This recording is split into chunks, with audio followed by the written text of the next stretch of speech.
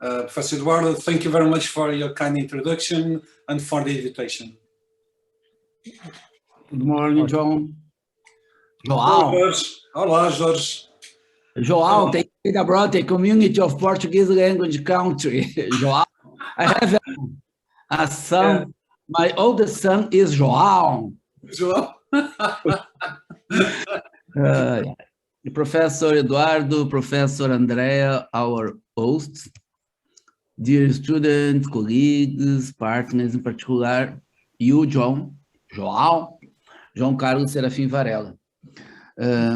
For me, is an honor to introduce Professor João Varela, our partner in projects and publication. Professor João studied the most influential research, microalgae research in Portugal and one of the most important in Europe. Professor João is the main researcher at the Laboratory of Marine Biotechnology at the Center for Marine Sciences, CCMAR in Portuguese, and at the University of Algarve. He holds BA in biology and a master in biotechnology at the University of Lisbon, and a PhD in biochemistry and molecular biology at Amsterdam. Professor develops research in the areas of microalgae, with application in biofuels, marine biotechnology, marine bioactives, carotenoids, biorefinery, food feed. And he has been using genomic and transcriptomic tools for this biotech application. For example, he had building a yellow chlorella, I know it, to illustrate professor's engagement. Professor Eduardo has said he is on vacation and stopped today to meet us. João, thank you very much for accepting the invitation, even during your summer vacations. Thank you. George, it was my pleasure to answer positively to your kind invitation. I enjoyed very much the collaboration we've had so far, and we hope that this is just the start to even strengthen our current collaborations that we have, some current publications we're also developing together. And I thank you very much for your kind words and again for your kind invitation. Also want to extend this thanks to Andrea, who was always quickly answering my questions and my doubts. And thank her. I would like also to thank her for always to be present in order to answer my questions. And also already for Professor Eduardo, also for the kind invitation, and also for the other people that are here to listen to my presentation. So I can share my screen, correct? Okay. Yes, you can. Please go ahead, Professor. Okay. So, can you see me, my presentation? Yes, yeah. Perfectly. Okay, so at first I was a bit doubtful whether I should make this presentation because I was not really working on sustainability in itself, but more upstream, using microalgae as sustainable food sources. But after talking with George and also Eduardo and Andrea, maybe then we settle on this this presentation. So microalgae as sustainable food sources. So let's go back a little bit to the basics. So we all learned that during the five kingdom division of the biosphere, that you had the plantae, the fungi, and the animalia, and also that the protista just was a big blob of things that were not well studied. And let me see if I can change the laser to laser. So, and of course, these are highly outdated, even though this is still taught like this in our schools. But of course, then this changed to the big three. So the new current understanding is that the biosphere or the biodiversity can be classified in three big groups like bacteria, archaea, and eukarya. And most of the microalgae that we normally work on are not really bacteria, cyanobacteria, but more eukaryotes. And the current understanding now is that there was a big confusion in terms of the big groups that what can consider that specific microorganism is a microalgae, because they used to mainly talk about green algae and red algae, and all the rest was mostly ignored. And that changed a little bit when the team Cavalier-Smith, they started to study the biodiversity and evolution of microalgae, where he proposed not the 5 kingdoms, but the 6 kingdoms of life, and made this scheme that is already a bit outdated, that you could divide the eukaryotes evolution tree into the two big groups. One of the unicorns, just that give rise to the fungi, animals, and the choanozoa, and also amoebozoa, the true amoeba. And then you have the second big line of evolution, that of the bicons, where they call bicons because it seems that the original ancestral microorganism had 2 flagella instead of just 1, like, for instance, the unicorns. And that, using this simplistic approach, he increased the number of kingdoms, adding a 6th kingdom called the Chromista, and also joining the alveolata, which the alveolata are, for instance, the dinoflagellates, and the Chromista includes, for instance, the Phaeophysis, so the brown algae and the golden brown algae, etc. And they called together the chromalveolates, which seems to be originally they thought was a monophyletic group, so it's a true group, but it's found out now that's a bit artificial. But then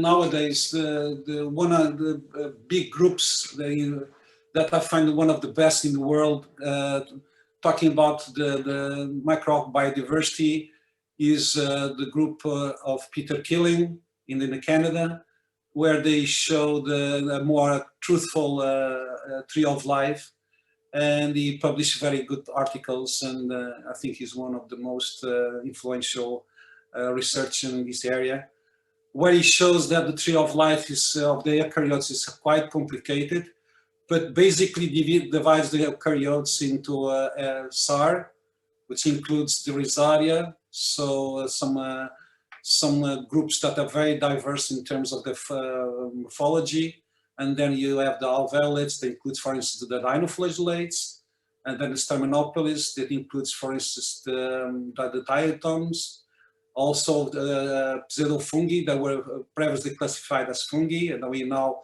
know they belong to these groups. It's called SAR because it's the abbreviation of Sternmanopolis, alveolata, and Rhizaria.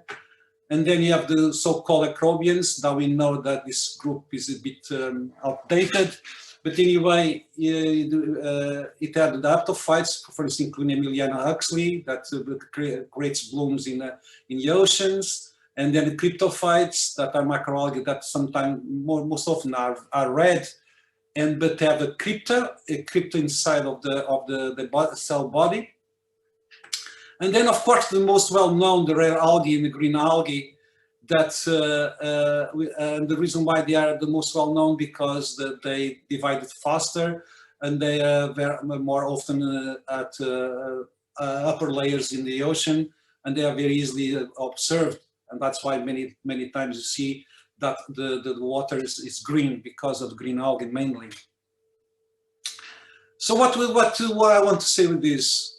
So the term microalgae is a bit strange because it really doesn't have a reflection, does not reflect how the microalgae evolved, because every time you see here an oval shape, there are organisms that are classified as microalgae. So microalgae, the term microalgae is actually a term of convenience, but does not show that is a term that you can use in terms of taxonomy, and that is unified group, monophyletic group that evolved together. But actually, this comes all over the place in the tree of life of the eukaryotes.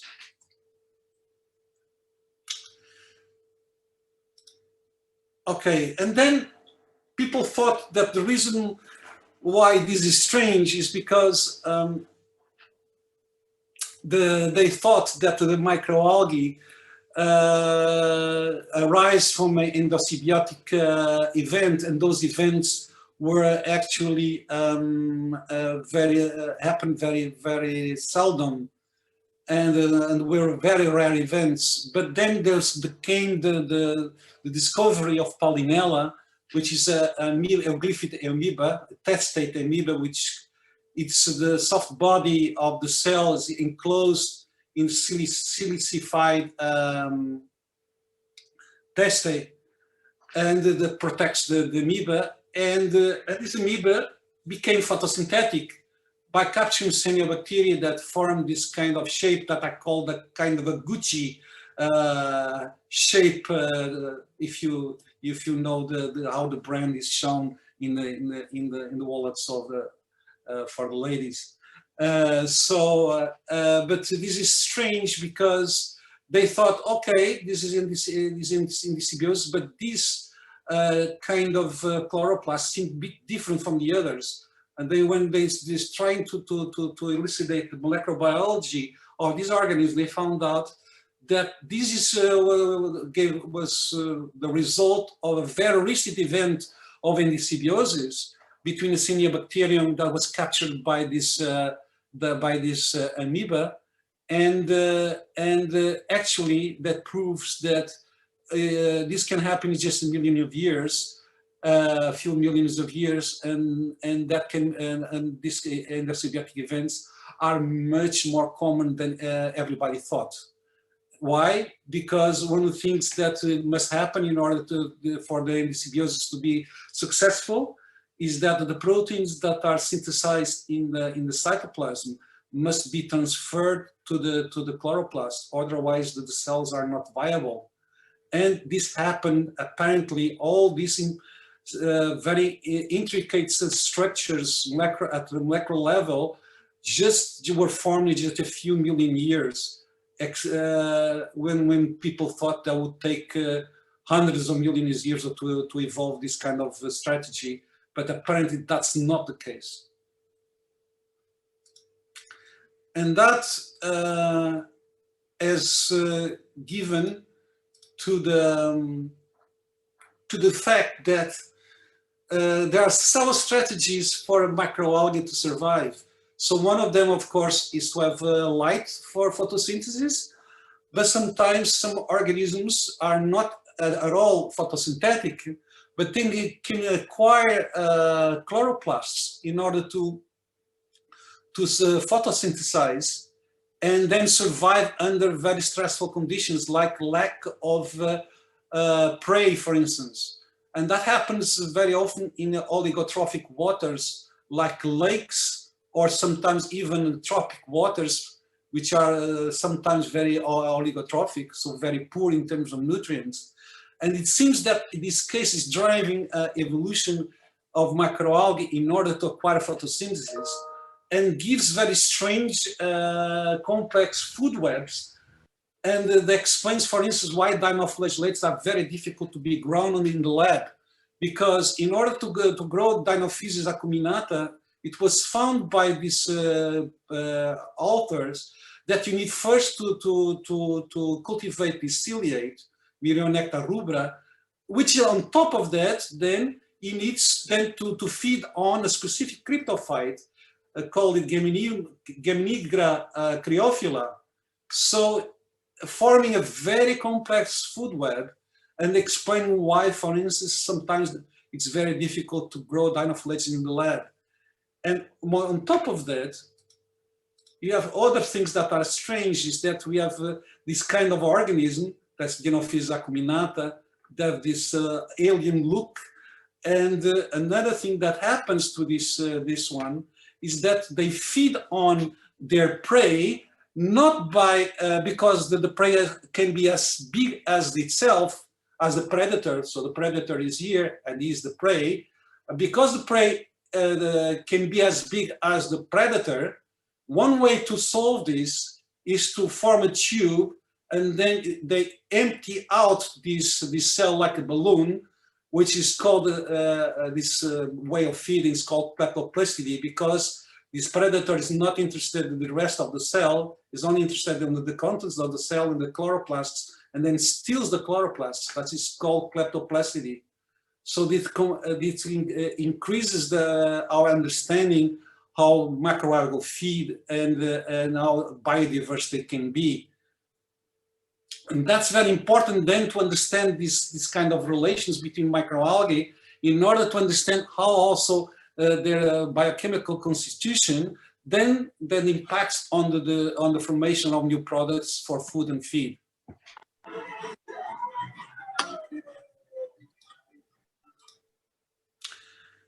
Another thing that became clear also in studying this biodiversity, and it's very important to understand this biodiversity because sometimes people focus on specific microalgae and then forget the high biodiversity of microalgae that you can find in the oceans, but you don't understand how they came about, and that has an implication on their biochemistry. And one of the things that is very clear in this picture is that even though the big groups that I showed you that were proposed by Peter Killing, like the Rhizaria, the alveolates, the Strepinopolis, so the SAR group, and the Carplestides, so the so-called green and red algae.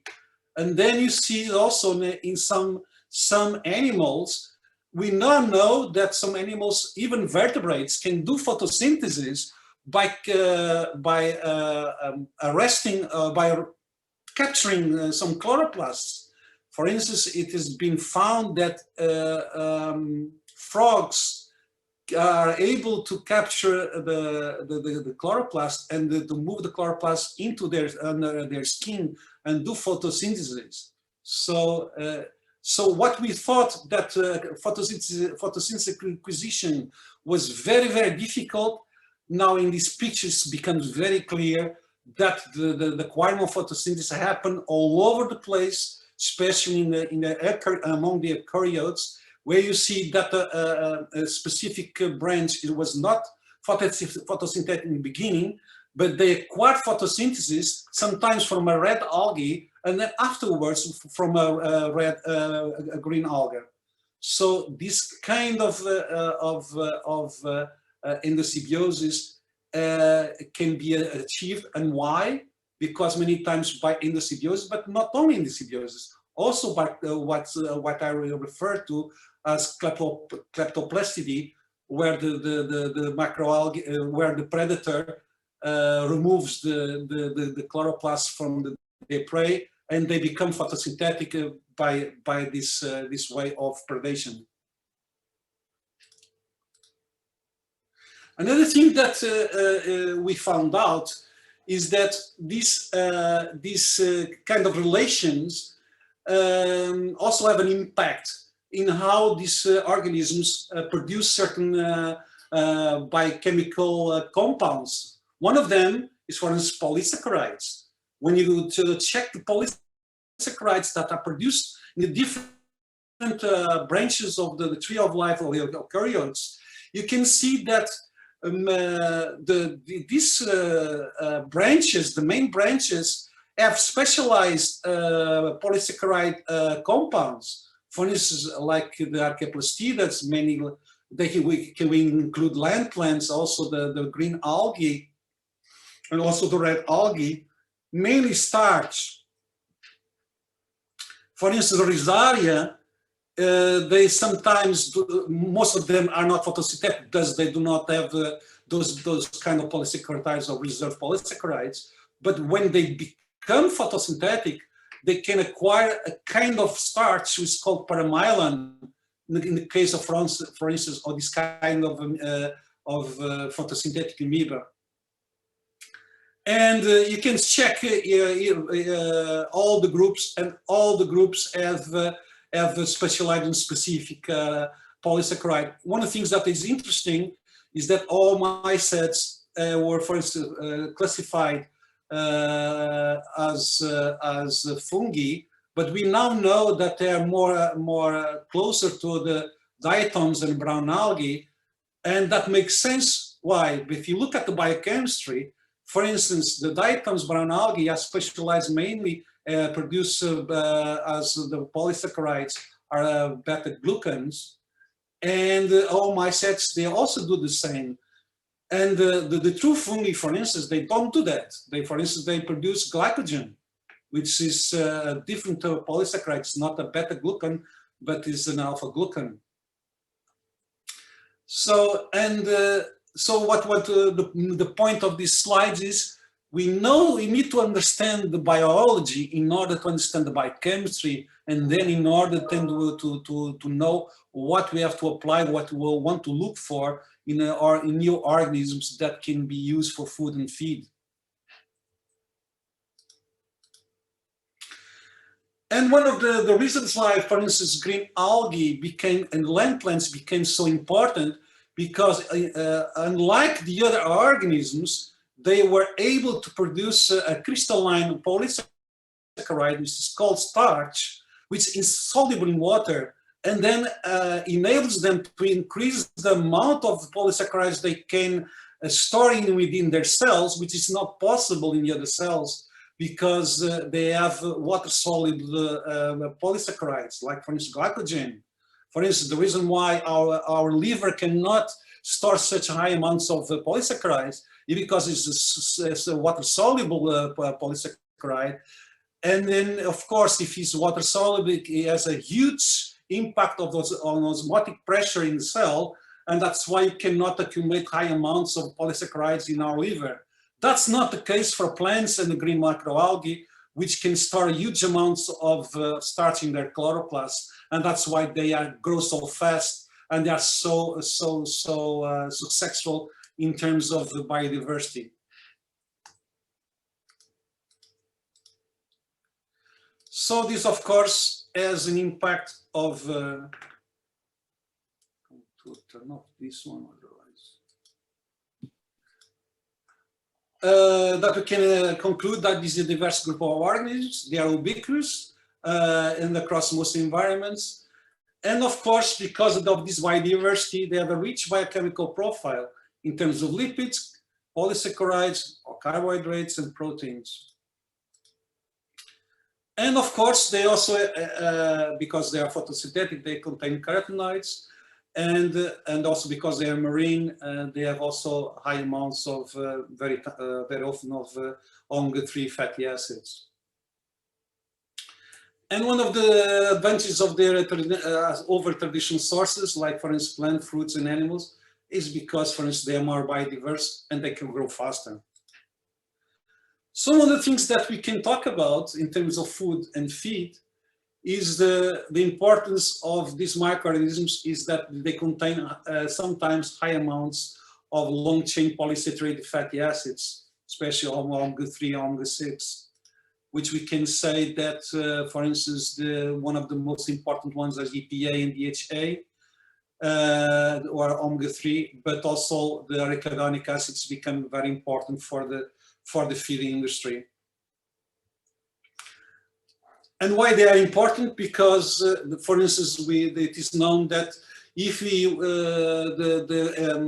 vertebrates do not have enough amounts of this LCA PUFA, they can have very strange ways of development of their neurons, and also they're very important in most of our organisms for structural and functional, because of their structural and functional properties, for instance, regulating membrane fluidity, and also the fact that they are natural antioxidants. Another compounds that are important for food and feed that are also produced by microalgae, of course, the carotenoids. You all know this, the phobic 40 carnosapnoid backbone. And you can divide it into carotenes and xanthophylls. And one of the most important xanthophylls that we are working on is lutein, and also the carotenes, especially the beta carotene for the food and feed markets. As you know, in terms of biology, they are accessory or sometimes accessory light harvesting pigments. Most of the times they have also photoprotective properties, and they are part also of the structural components of membranes, also the photosystems for photosynthesis to take place, and also they have antioxidant capacity. And this impacts human health. How? So, for instance, you can say the beta-carotene and lutein are important for eye health because, for instance, our fovea contains these carotenoids, and also there are some evidence for cardiovascular health in terms of astaxanthin and EPA, DHA, so these omega-3 fatty acids, and then other characteristics that are very important for our health. And one of the latest ones is focoxanthin, which seems to be important for regulating obesity. Okay, so one of the things that I want to talk about, okay, the biodiversity is important, but sometimes the amounts of carotenoids and the LCA-PUFA that they produce is not ideal in terms for the industry. The industry always wants more. So one of the things that you want to do is to improve the microalgae biomass value by increasing the amounts of these target metabolites. You can do it in several ways. You can do it by manipulating abiotic stress factors, because it's the easiest one. We can increase the amount of carotenoids in the LCA-PUFA by random mutagenesis or by genetic engineering. And also then you use methods of high performance like FACS in order to select for the mutants that you generated. You'll start first with improving with the abiotic growth factors. You can use light intensity, nutrient availability, temperature, salinity, pH, and so on. And these are very important because these factors can be manipulated in terms of the industry. Industry often uses these factors in order to improve the contents, biochemical contents of microalgae they grow. And why this is important? Because they can lead to stress conditions, which in turn can lead to oxidative stress. And also very often this is a cue for the microalgae to start to accumulate these compounds. Why? Because, for instance, these compounds have antioxidant capacity. So it's a way for improve their survival and then adapt to the changing condition of their environment. And then, of course, it can have these pictures where where you see salty water becoming red. We know that's because Dunhill saline starts accumulates carotenoids in order to protect itself from the UV radiation, for instance. Or when you go to a high mountain, where you see sometimes that it seems that there is blood on the snow. It's not blood. Sometimes they even call these microalgae, Comidomonas nivalis, like the watermelon microalgae, because this microalgae starts to accumulate carotenoids in order to survive under these harsh conditions, high UV radiation, and a high albedo, so which causes a lot of sunlight reflection, and the cell is increasing the amount of carotenoids in order to protect itself. And one of the things that you need to do is then of course, to study how macroalgae start to biosynthesize and accumulate these biomolecules. And for that, of course, then you depend on the knowledge of the genetics of the microalgae species that you target, also the growth phase, and also the abiotic growth factors that are important for obtaining not only growth, but also the accumulation of the metabolites that you want to target.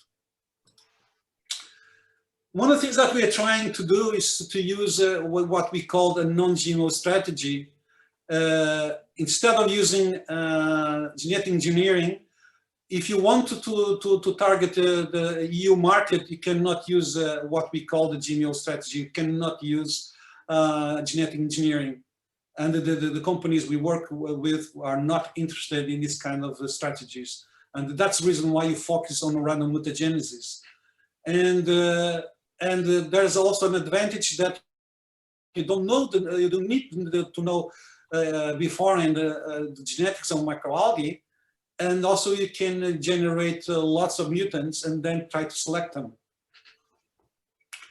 One of the things that we have used, we tried several ones, but the most successful one so far has been EMS, which is an alkylating agent, which alkylates the guanine, and then the guanine, instead of pairing to a cytosine, pairs with thymine, generating a mutation. And then, of course, then you have to wait to select for the mutants. We use FACS, so for cell sorting, using flow cytometry, but we also use other aids like pathway inhibitors, like for instance, furazone, or other abiotic growth factors.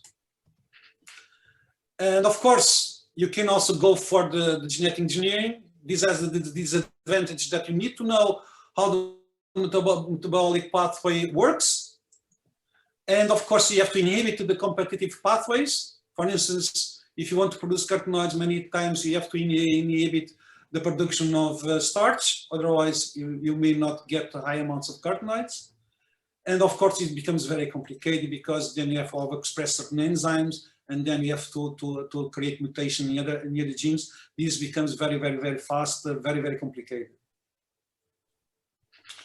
And then you need to understand how the genes work, how the different interactions of the genes, how they influence the accumulation and the biosynthesis, and becomes very, very fast, very complicated.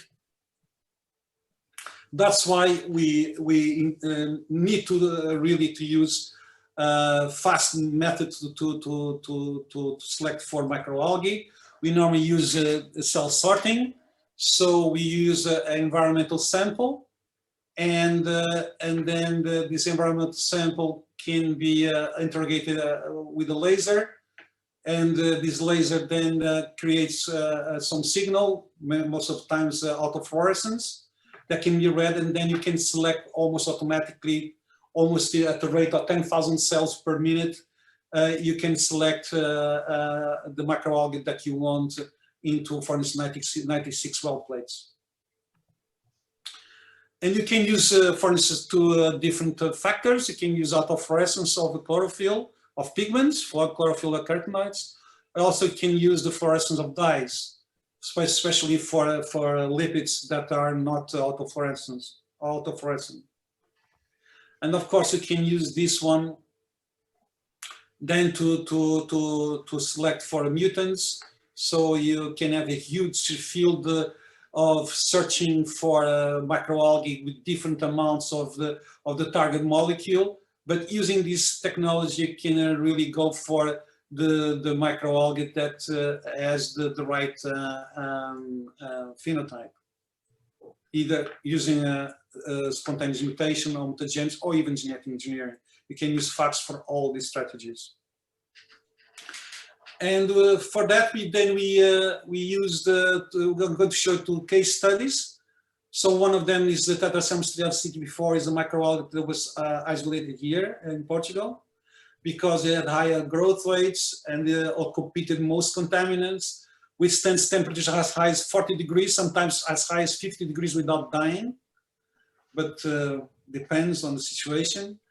And also we found out it grows in wastewater and has high contents of lipids when grown under specific conditions. And also has beta-carotene, violazantine, lutein, all of them very interesting carotenoids. It's also easy to harvest. There's a paper on that by Hugo Pereira and company. And the cultivation also, we were able to do it under industrial production with the All Microalgae company.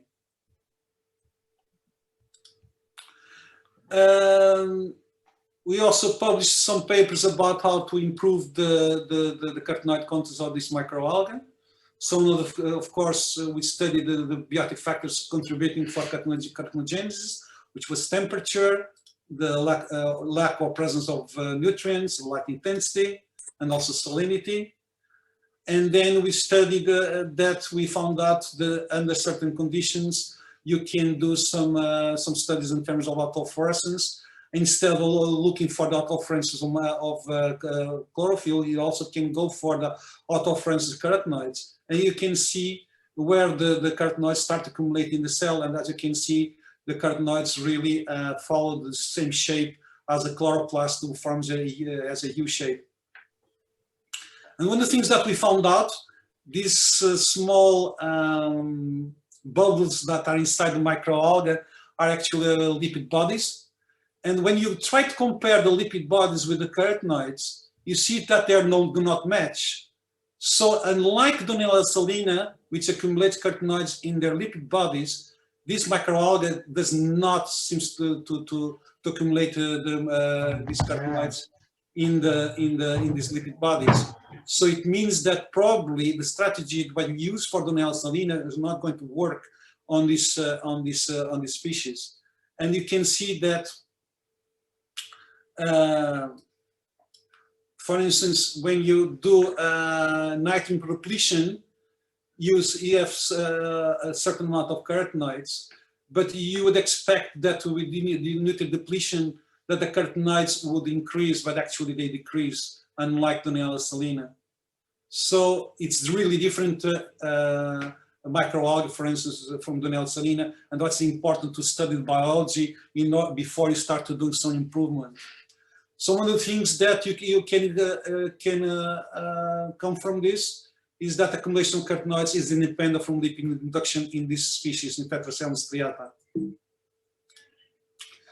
Another thing that we tried to find then, that's Lisa Schuller's PhD, she tried to find what are the conditions where you can improve most carotenoids. And one of the things that she tried, of course, is temperature, light intensity, and also salinity. And you can see that when you combine high temperature with high salinity is when, for instance, you have more neoxanthine, violazantine, and also lutein, and also beta-carotene. So it became very clear that the combination of stresses are very important to maximize the amount of carotenoids. And that makes sense why, because we know that the xanthophylls, like for instance lutein, they are very important for stabilizing membranes, also scavenging reactive oxygen species, which are caused by all these stresses. Another thing that she found out is that if you try to do a short-term induction of lutein in just 2 days, you can do it, but and testing different light intensities, sometimes the light intensity really changes the amount of carotenoids. In the case of lutein, that's true, but for others, it was not relevant, the light intensity. And so what we conclude, for instance, for neoxanthine beta-carotene, when you do this shift, the light intensity seems to not be very important, but it's very important, for instance, for lutein and violazantine. Another thing that she came to the conclusion that it's possible to produce lutein and beta-carotene at high levels, at optimal levels, if you combine these two stresses. So high temperature with a high light. So, and then it's very important because then you increase the biomass value by increasing these two carotenoids. And then, well, of course, then we can conclude that this strain is a very interesting candidate for the if you make a shift to high temperature and high light, if you want to increase the biomass value. And this, of course, can be this lutein and beta-carotene are very important for healthcare and the cosmetic industries. But of course, we're not happy with this. We wanted to improve these cells, and we did it by random mutagenesis using EMS.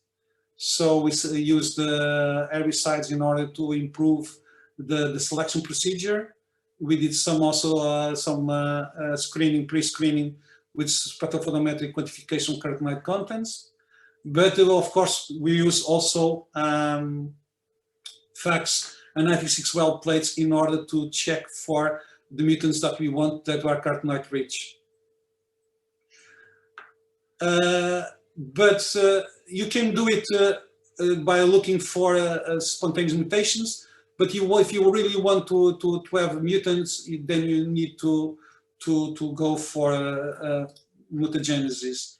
And then first step you need to do is to make a killing rate using different amounts of EMS and pointing for around 10%. You use that concentration, 10% of survival, because then you maximize the number of mutants that you have. And for that, we selected 250 millimole of EMS, of this alkylating agent. And then you use FACS in order to select the events that are rich in carotenoids. You can put a gate where you select only the ones that are on the square, and then you can select the microalgae or the events that have high amounts of carotenoids using autofluorescence of carotenoids. And because of that, she was able to isolate two very promising mutants. For instance, B11 mutant had high amounts of carotenoids, and also ED5 is higher than the wild type. And then she tried to see what are the best conditions to have high amounts of carotenoids. And but depending on the mutant, for instance, for the ED5 mutant, the stress conditions could decrease the amount of chlorophylls, but they increase the amount of carotenoids concerning when you compare to the wild type. So depending on mutant, you have different phenotypes. So what we concluded with this mutant, we had a 1.5-fold increase in carotenoid contents under stress. But for the B11 mutant, you had a almost 1.5-fold increase in carotenoid contents, but under mesophilic conditions. But they had also lower amount of chlorophyll contents, and that's sometimes is interesting because that increases the speed of growth sometimes, and sometimes it's better also in terms of their taste, for instance, for food applications.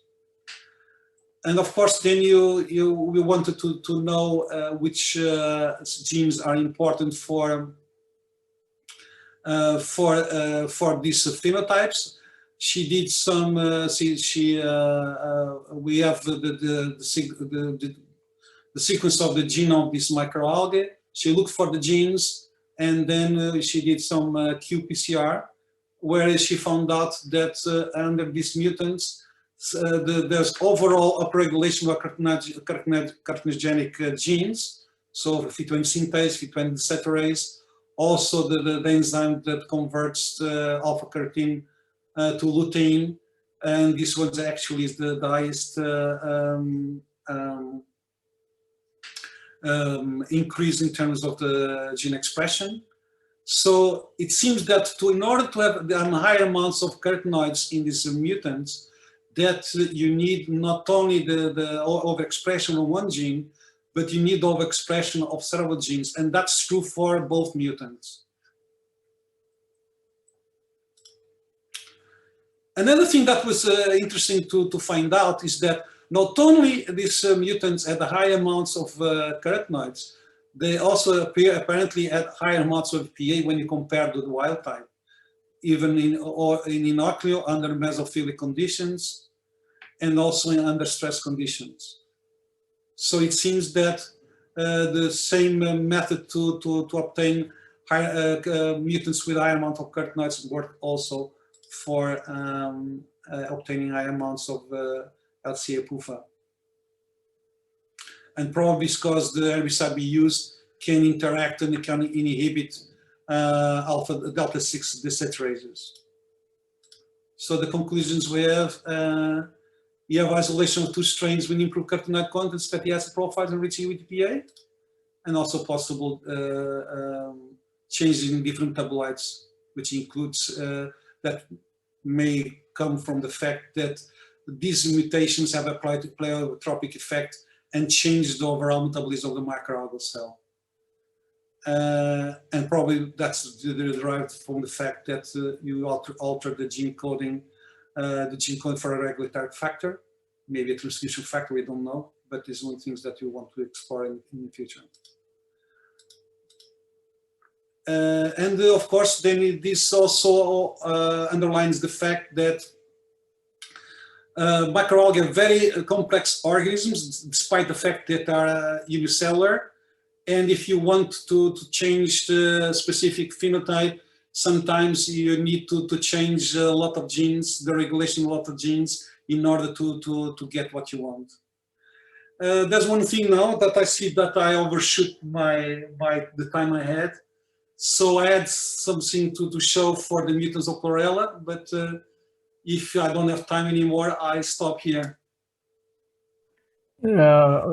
Absolutely, Professor João. Please go ahead. Go ahead. I go ahead. Okay. Yes. Sorry, yes. It's taking more time than I thought. No problem at all. It's a pleasure to listen to you. Okay. Thanks. Okay. So another case study, which is shorter, is the paper that we published together with the company. It's All Microalgae. It's a company that we work a lot. They were very interested in Chlorella vulgaris, and they were interested in Chlorella vulgaris with two things. First, lower amount of chlorophyll. Why? Because the fact that the microalgae have high amounts of chlorophyll, sometimes they have aggressive flavor that's not appreciated by the food industry. So they wanted a chlorella with lower amount of chlorophyll. Another thing they wanted, for us to increase the protein content, because that's really what the food industry wants. So a high protein microalgae with low amounts of chlorophyll. So how did you go about to do this? So we published this in Frontiers in Bioengineering and Biotechnology. And we applied a similar approach for the tetracycline striata. We used the EMS-based random mutagenesis protocol. We use norflorazone as a selection method. But unlike tetracycline striata, we did the selection under heterotrophic growth because they wanted to grow heterotrophically, this microalga. And also, of course, the strain selection was done in the dark. This resulted in isolation of two mutants, MT1 and MT2, and with different phenotypes. So the one phenotype is that we have the wild type with the green phenotype, and then we are able to isolate one microalga, that's MT1, which was yellow when grown under the dark, but a greenish one under light. And a second mutant that was whitish, which is something that they were searching for, because the food industry wants microalgae with this color. But we found that when you get this color, then if you grow the cells, try to grow the cells in the light, the cells do not grow. They become photosensitive. And that is understandable why. Because if you go to search for the amount of carotenoids that they have, for instance, this one has slightly lower amounts of lutein and the decreased amounts of beta carotene in the dark, and not so much in the light. But when you go for the mutant, that is white mutant, you see that the carotenogen is almost abrogated. Only carotenoid that we were able to find is what phytoin was at the beginning of the carotenoid biosynthetic pathway, and is not really a pigment. It's a whitish carotenoid. And that probably explains why they are highly photosensitive, because if they don't have carotenoids in order to protect themselves against light, they die in the light. So what we can conclude, that we isolate a yellow mutant that has a high amounts of lutein, but when you look at the chlorophyll, you see that the chlorophyll in these conditions in this mutant is lower, and in this mutant is almost absent. And so for the mutant 2, we also isolated as a non-fluorescence resistant strain. It's a white tone, white tone under dark conditions, but no biomass produced under light condition, like I told you. When you look at in terms of the chlorophyll, that's what they wanted, and also in terms of proteins, you see that when you use the mutant, has slightly higher amounts of protein than the wild type, and especially in the light, they increased by a significant factor the amount of protein they have. The lipids were not affected, but you see a lower amount of carbohydrates. So it seems that a part of the carbohydrates was transferred to protein, which is exactly what the company wanted. So overall, we can also show the decrease in terms of chlorophyll for both mutants, which is what they wanted. So 80% of decrease in chlorophyll content, and then a 30% increase in protein content when compared to wild type for the mutant 1. For the mutant 2, you almost abrogated completely the chlorophyll content, and the protein content increased by 60% compared to the wild type. Again, what the company wanted. So in terms of conclusion, what we can say, we are able to isolate 2 strains with low chlorophyll and high protein contents. We had partial abrogation of the pigment biosynthesis by a factor that promotes higher protein content, and that makes sense because part of the carbon was shifted to the protein synthesis. That's what we wanted. And these mutants are candidates actually already being produced and they are being sold by the company. So they are not candidates anymore. They are true new products that are in the market. So to sum up, the strategy that we're using, non-GMO, seems to be very successful. And we gather the new knowledge of these metabolic pathways by also studying these genes and the way they're regulated, and now microalgae, different microalgae respond to different environmental cues. Then they can be used to improve these strains for the food and feed, even in the pharmaceutical industries, because we have several projects in all these fields. And although this is an old picture, we have more recent pictures, but I want to highlight the fact that most of this work was done by Lisa, with the help of many people that are here. But most of the work that I described today was the PhD of Lisa, which has been hired by us with a new venture that we have with companies, which is called the Green Collab. But of course, this work was done also at CCMR, at the University of Algarve, funded by FCT, and also funded by all Microalgae, that really helped us to do all this work in terms of the industry, and also by this project that we got from the European Union, and also the help of Rosa Leon from University of Huelva, and all the wonderful team at all Microalgae. And I thank you very much, and I'm sorry to overshoot the time, but sometimes I get very enthusiastic about all our research. Thank you very much for listening. Thank you, Professor João. You don't need to be sorry about anything. It's a pleasure to listen to you, and of course we can notice how enthusiastic you are about this subject. I don't know if can you stop sharing the screen so we can see if there is someone with their hands raised for questions. Let me see if I can.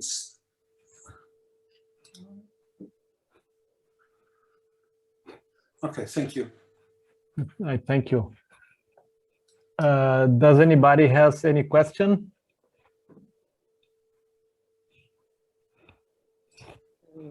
Please, Eduardo. Yes, Michelle, please go ahead.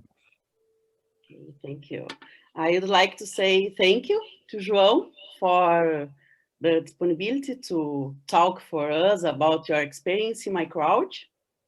And it's a great pride for us to have in our team a professional who has completed her master and doctoral degree in our graduate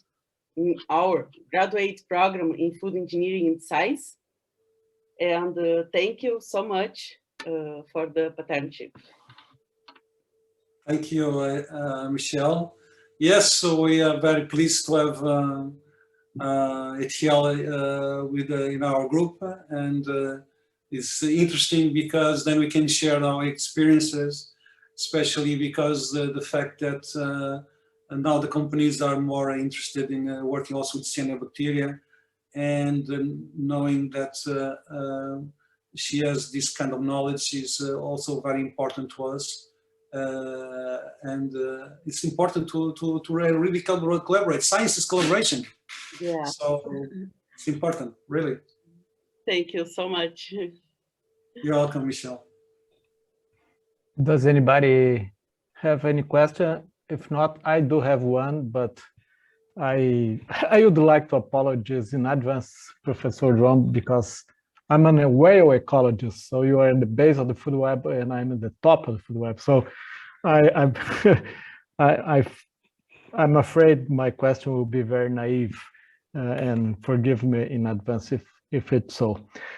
When you mentioned some candidates, you showed some candidates or very likely candidates for of strands for food, feed, and even pharmaceutical purposes.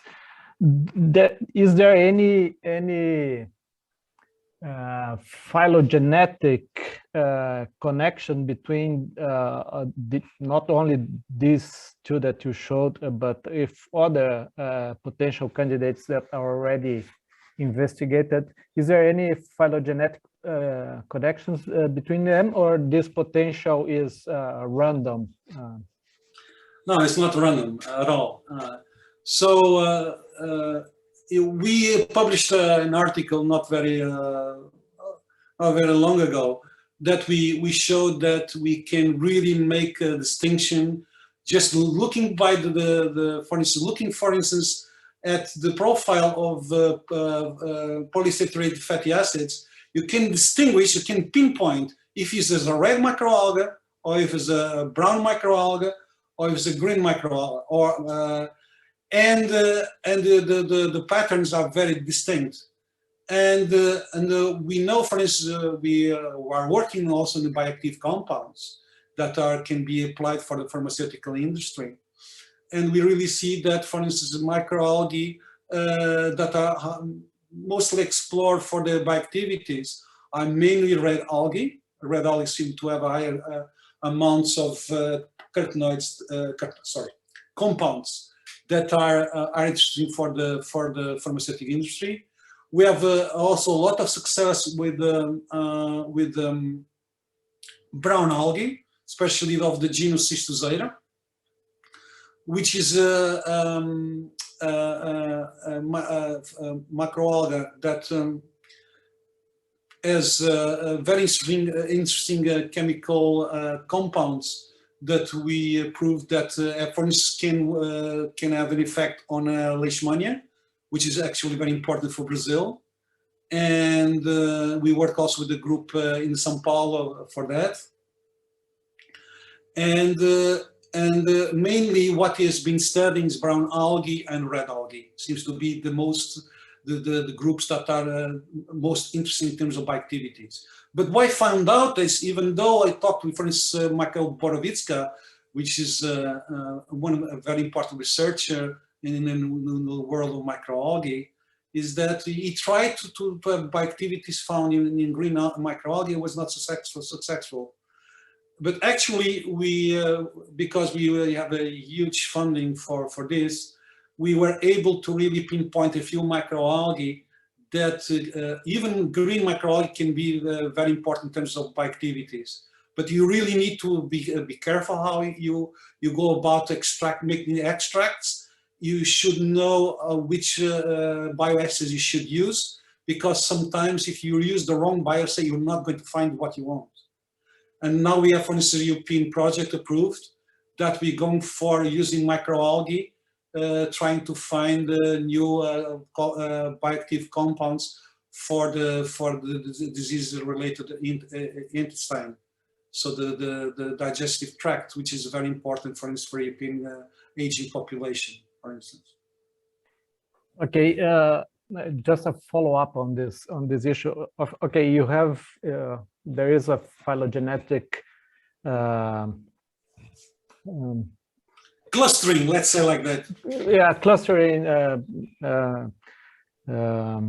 clustering strategy for picking the candidates, but within the cluster, is there any relationship with the environment? For instance, because I suppose the environment influences very much the physiology of the organisms. So is there any environment connection with this potential usefulness of this algae for this purpose? For example, from tropical systems, subtropical systems, or coastal versus oceanic systems, is there any connection? Well, the most well-known connection is what they call extremophiles, which, for instance, Dunella salina seems to be very interesting because it grows on salt ponds, which are under enormous stress in terms of nutrients, in terms of UV radiation, in terms of light intensity, and they, for instance, accumulate high amounts of carotenoids in order to protect themselves.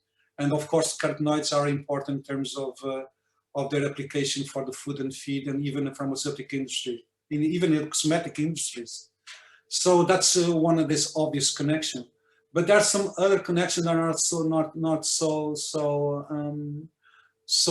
visible. For instance, one of the things that we want to look for is that certain microalgae that are very difficult to grow, because everybody grows cyanobacteria of green microalgae, and the reason why is because they grow fast and they can overgrow their contaminant, their competitors. But for instance, we are trying to use different microalgae, like for instance, Datophyte Emiliana Huxley, and because it's a very important microalgae in terms of the world oceans, because you can even see sometimes their blooms from space, and we know these blooms are very important for the food web in the oceans. But the problem is many times it's very difficult to grow them, because they are very sensitive, for instance, to pressure. And for instance, if you try to use air bubbling, these cells are not used to this kind of conditions, because normally they grow at very lower layers in the oceans, so they're not adapted to high pressure or these conditions that they have mechanical stress. and that's why, for instance, these cells do not grow. But one of the things that we have been trying to use, we called slow evolution in the lab evolution, in order to start to little by little adapt the cells or domesticate the cells in order to grow these conditions, harsher conditions that also is used in photobioreactors. Many times you want to use a certain microalgae for a certain specific phenotype or metabolite, but sometimes it's totally impossible because the microalgae won't grow. If the microalgae does not grow, forget it. Even if it's the best microalgae in terms of their phenotype, if it does not grow industrially, the industry is not interested. Okay, thank you. I will give the floor to Jorge, because now you are going to talk with specialists. Thank you. Thank you. Thank you, Eduardo, for your kind words. João, regarding the subject of Eduardo, continuity subject, I myself advocate the use of non-transgenic microalgae, non-OMG. Could you tell us about OMG microalgae in Europe, especially in food, pharmaceutical, and cosmetic industries? For the cosmetic industries, I don't think there is any legislation, and I probably, for what I know of the industry, they are already using so-called GMO microalgae, and I even know one company that does that, but I cannot reveal the name. So that's for cosmetics. They are doing that, and there's no legislation against it in terms of cosmetics. For food, for sure, it's not allowed. If you want to try to do that, you need special authorization for the European Union in order to include GMOs in the food for the food market. And that's why the companies do not want that. Not only because in terms of the product, because it's very difficult to sell, but mostly because of the production problems. Because if in Europe you want to grow a GMO microalgae, you cannot grow it in the normal photobioreactors. You need to build a huge facility that is completely protects the photobioreactors from the outside, or the outside from the photobioreactors, and you really to make sure that you don't spill any microalgae to the environment.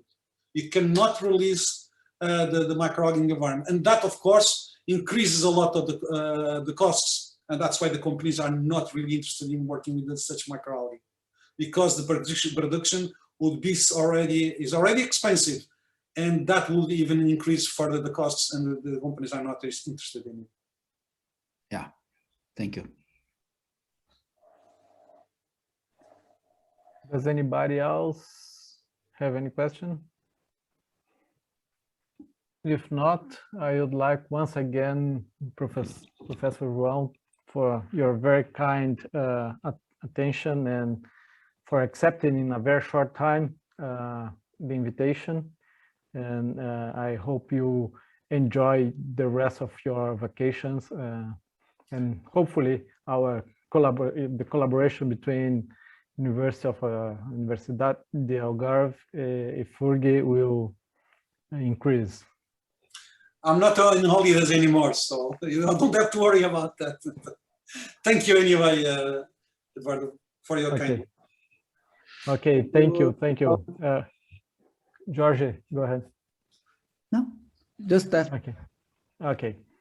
So in the afternoon, we resume at 1:30, and it's gonna be a closed session just for the assessment of the program. So it's gonna be only the management team and the coordinators of the projects and programs. Thank you for all speakers, for the morning speakers, especially to our international guest, Professor João, and good afternoon. Bye-bye. Thank you. Thank you. Thank you, everyone, all participants. Bye. Bye. Bye, Jorge, Andrea. Bye, João. Bye, João. Thank you for... Tchau, tchau. Tchau. Bye, João. Podemos dar tchau para o João. Tchau para o João. Cumprimentos. Stop recording. Stop. Um abraço, pessoal. André.